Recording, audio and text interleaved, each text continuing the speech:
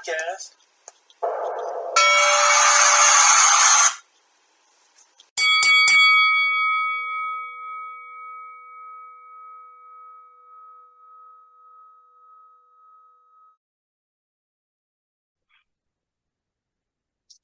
All right. What's going on, Fight Bros podcast listeners? We're coming back at you today with Fight Bros MMA Show number 63. This will be the last one in our series with Titans of the Cage, covering their 35th event, April 13th at the Wytheville Meeting Center. I've got a great guest on for you today. I've had him on before. He's going to be defending his 155-pound title. We've got Daniel Smiley Wilkins coming on. How you doing today, Daniel? I'm good. How about yourself? Doing good. It's been a while since we talked last.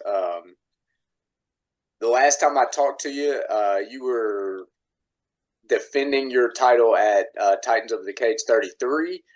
You lost it, but you turned around and got it back at TOC 34. Tell me how it feels to, kind of, go through that and end up getting your title back, and now you're the champ again. Well, everybody has their ups and downs days, and I got caught, and we turned around and fixed it and come back with the win the next time. It feels good, though. Yep. Now, it doesn't look like you've, fought since TOC 34 in terms of, an amateur MMA fight or anything. Yeah. What have you been doing to stay active during that break since 34? And, what have you been focusing your fight game towards since then? Well, at this point in my fight game, it's a lot of sharpening everything. But jiu-jitsu is always the off-season. So when I'm not training for a fight, I'm doing super fights, jiu-jitsu tournaments, all of that. Okay.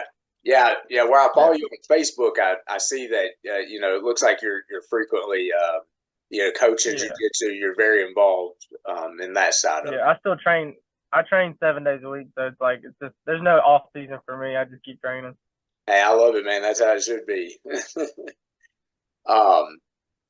So April 13th, you're defending your title, 155-pound belt, against a worthy opponent in Kyshon Lee.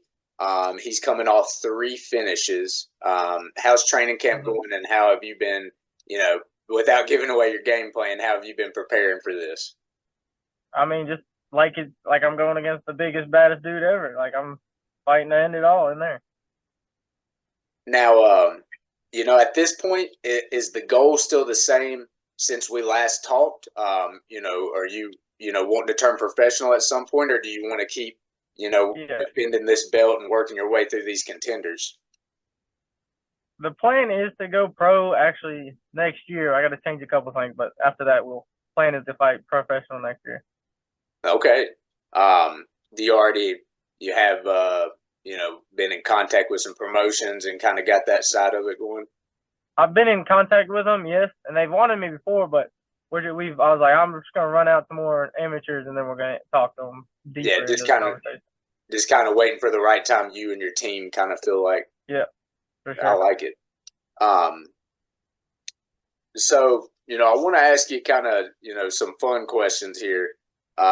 So April 13th, what's your pre-fight routine before the fight? Like, what's a meal look like for you? How early do you eat that? Are you doing mitts? So I have 3 coaches, and I usually keep them in sequence. But like weigh-in day, like I go get my hair cut, I go get shit done, sleep in a little bit, and then it's just like right when we go weigh in, it's like, all right, game time, fucking let's get it. But when we're in the back, it's like a lot of people like put earbuds in. Like I can sit there and talk to you all day. I'm real chill with it all. But I have a sequence of my coaches on which I go first and which I end with. So it gets everything right set. I like it. So you're not one of them big like music people. Got to have the headphones in. No, get in the mood. Yeah. I'm not a big superstition dude either. So like superstitions might be good for people, but there's only you and another dude in that cage, so you got to get to it one way or another. Hey, I like it. Now, here's another fun one for you. UFC 300 is on the same night as TOC 35. Sadly. Are you going to be tuning in after your fight?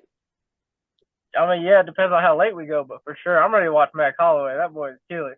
Yes, I wanted to ask you about that. So 2 big fights that night. Well, a lot of big fights, but the main 2 are going to be Pereira versus Heel for the light heavyweight and Holloway versus Gaethje for the BMF. Tell me, your predictions for both of those fights.